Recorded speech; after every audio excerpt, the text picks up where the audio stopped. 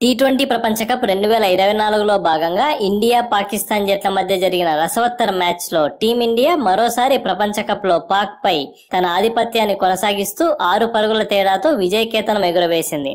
చివరి ఓవర్ వరకు ఉత్కంఠంగా సాగిన మ్యాచ్ లో టీమిండియా మరోసారి గెలుపు జెండా ఎగురవేసి టీ20 ప్రపంచ కప్ లో పాక్ పై 7వ విజయాన్ని నమోదు చేసింది. 119 పరుగులు అనేది స్వల్ప లక్ష్యమైనప్పటికీ పిచ్ పరిస్థితులను సద్వినియోగం చేసుకుంటూ భారత బౌలర్లు అద్భుతంగా బౌలింగ్ చేసి పాకిస్తాన్ జట్టుని కీలక సమయంలో దెబ్బతీసి బాబర్ సేన విజయ గీతను దాటకుండా చావు దెబ్బ కొట్టారు. దీంతో పాక్ జట్టుకు దిమ్మ తిరిగి బైన్ బ్లాక్ అయింది. సూపర్ 8 కు చేరాలంటే ఖచ్చితంగా గెలవాల్సిన మ్యాచ్ లో పాక్ ఓడిపోవడం ఆ జట్టుకు భారీ ఎదురు దెబ్బనే చెప్పాలి. పాకిస్తాన్ జట్టు ఇప్పటి వరకు తాను ఆడిన 2 మ్యాచ్లలో ఓడిపోయి 0 పాయింట్స్ తో గ్రూప్ ఏ లో 4వ స్థానంలో నిలిచింది. టీమిండియా తాను ఆడిన 2 మ్యాచ్ల్లో కూడా విజయం సాధించి 4 పాయింట్స్ తో మొదటి స్థానంలో ఉండగా యుఎస్ఏ కూడా తాను ఆడిన 2 మ్యాచ్ల్లో గెలిచి 4 పాయింట్స్ సాధించి 2వ స్థానంలో కొనసాగుతోంది. ప్రస్తుతం ఉన్న పరిస్థితుల్లో పాకిస్తాన్ సూపర్ 8 కు చేరడం అనేది చాలా కష్టం.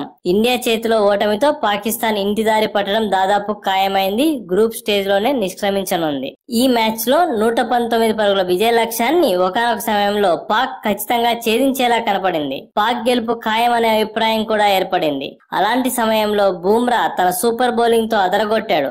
మ్యాచ్ ని కీలక సమయంలో మలుపు తిప్పాడు. పాక్ తరపున అద్భుతంగా ఆడుతున్న మొహమ్మద్ రిజ్వాన్ అవుట్ చేసి టీమిండియా గెలుపులో కీలక పాత్ర పోషించాడు. మరొక విషయం ఏమిటంటే ఈ మ్యాచ్ లో 4 ఓవర్లు బౌలింగ్ చేసిన బూమ్రా 14 పరుగులు మాత్రమే ఇచ్చి 3 వికెట్లు పడగొట్టాడు. దీనిని బట్టి అతడు ఎంత టాప్ క్లాస్ బౌలింగ్ చేశాడో అర్థం చేసుకోవచ్చు. ఈ మ్యాచ్ కు అసలైన మ్యాచ్ విన్నర్ బూమ్రానే కావడంతో అతడికే player of the match award కూడా దక్కింది. కెప్టెన్ గా రోహిత్ శర్మ తనదైన మార్కుని ఈ మ్యాచ్ లో చూపించాడు. లక్ష్యం చిన్నదైనా తన దగ్గర ఉన్న బౌలింగ్ వనరులను వాడిన తీరు అద్భుతమనే చెప్పాలి.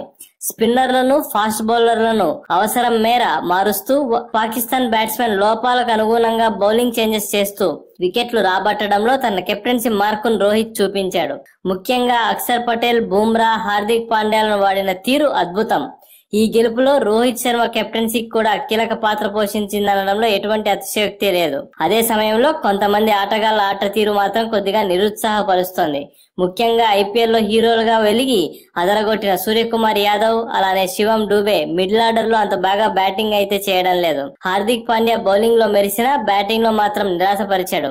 ఇక ఈ మ్యాచ్ లో గెలుపు ద్వారా టీమిండియా ఒక సరికొత్త చరిత్ర సృష్టించింది. అదేంటంటే టీ20 ప్రపంచ కప్ చరిత్రలో అత్యల్ప స్కోర్ డిఫెండ్ చేసిన జట్ల జాబితాలో టీమిండియా మొదటి స్థానాన్ని దక్కించుకొనింది. ఈ రోజు మ్యాచ్ లో టీమిండియా కేవలం 120 పరుగుల స్కోర్ ని డిఫెండ్ చేయడంతో ఈ రికార్డు సాధించగలిగింది. ఈ మ్యాచ్ హైలైట్స్ విషయానికి వస్తే టాస్ గెలిచిన పాకిస్తాన్ జట్టు మొదట బౌలింగ్ చేయాలని నిశ్చయించుకుంది. క్లిష్టమైన పిచ్ పై ఈ నిర్ణయం తీసుకోవడం ఆ జట్టుకు ఎంతగానో కలిసి వచ్చింది. పరిస్థితులను సద్వినియోగం చేసుకుంటూ పాకిస్తాన్ ఫాస్ట్ బౌలర్లు రెచ్చిపోయారు. ఫాస్ట్ బౌలర్ నసీం షా దెబ్బకు విరాట్ కోహ్లీ కేవలం 4 పరుగులు మాత్రమే చేసి అవుట్ అయ్యాడు. ఈ మ్యాచ్ లో ఎంతో కీలక పాత్ర పోషిస్తాడనుకున్న విరాట్ కోహ్లీ ఇంత తక్కువ స్కోర్ కి అవుట్ అవడం టీమిండియాకు పెద్ద ఎదురుదెబ్బగా మారింది. ఈ షాక్ నుండి తేరుకోక ముందే మరో ఓపెనర్ రోహిత్ శర్మ షాహీన్ అఫ్రీది బౌలింగ్ లో 13 పరుగుల వద్ద అవుట్ అయ్యాడు. ఇటువంటి పరిస్థితుల్లో రిషబ్ పంత్, అక్షర్ పటేల్ ఇద్దరు కూడా 3వ వికెట్ కు 39 పరుగుల కీలక భాగస్వామ్యాన్ని నెలకొల్పారు. ఈ ఇద్దరు బ్యాట్స్మెన్ ఆచితూచి ఆడుతూ పాకిస్తాన్ బౌలర్లను సమర్థవంతంగా ఎదుర్కొన్నారు. ఎంతో సాఫీగా సాగిపోతున్న ఈ భాగస్వామ్యాన్ని మరోసారి నసీం షా బ్రేక్ చేశాడు. నసీం షా బౌలింగ్ లో 20 పరుగుల వద్ద అక్షర్ పటేల్ క్లీన్ బౌల్డ్ అయ్యాడు. ఆ తర్వాత వచ్చిన సూర్యకుమార్ యాదవ్ తీవ్రంగా నిరాశపరుస్తూ కేవలం 7 పరుగులు మాత్రమే చేసి పెవిలియన్ చేరాడు.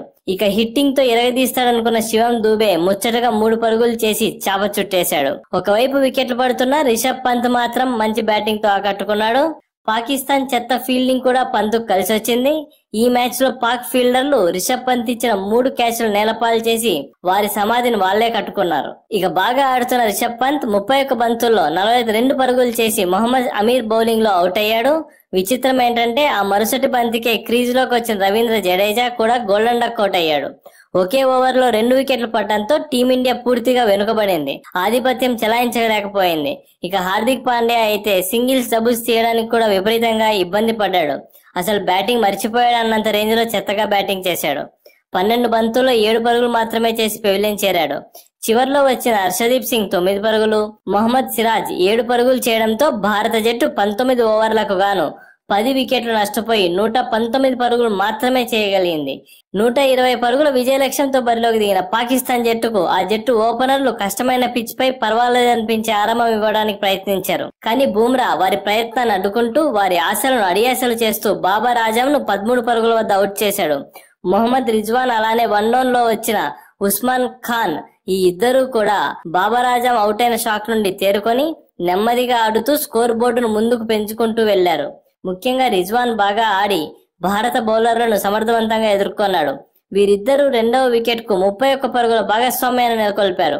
ఈ భాగస్వామ్యం ప్రమాదకరంగా మారుతున్న తరుణంలో అక్షర్ పటేల్ ఎంట్రీ ఇచ్చి ఉస్మాన్ ఖాన్ ను ఎల్బిడబ్ల్యూగా 13 పరుగుల వద్ద అవుట్ చేశాడు.